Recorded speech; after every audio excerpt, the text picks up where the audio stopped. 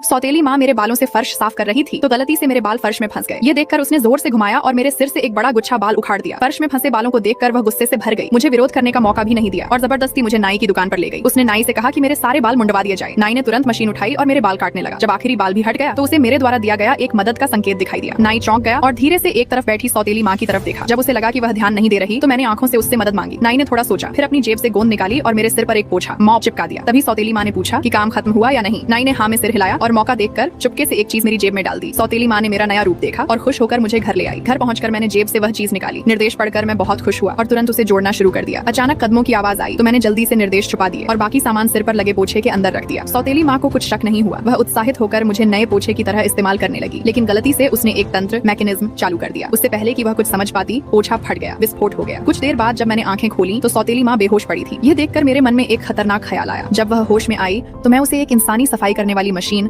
Human cleaning robot में बदल चुका था।